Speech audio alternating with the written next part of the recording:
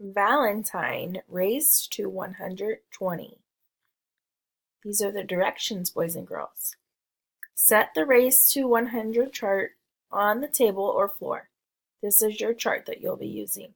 Super cute, isn't it? You're going to roll the dice and you're going to move forward that number of spaces with your counter. You can pick whatever counter your teacher gives you. If you land on a Valentine's Day picture, you're going to follow the directions for it given below. Play continues until one player lands on or passes 120. Have fun racing to 120. So for instance, if I rolled a 4, I would go 1, 2, 3, 4. Uh-oh, I landed on a bear.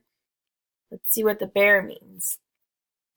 Got a teddy bear Valentine. Roll again. If I landed on Cupid, I would lose a turn.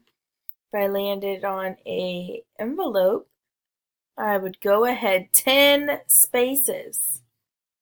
If I got Valentine in the mail, I would go ahead 1 space. If I got a box of candy, I would have to go backwards 10 spaces.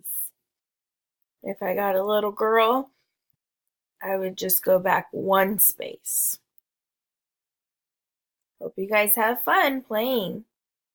Valentine raced to 120.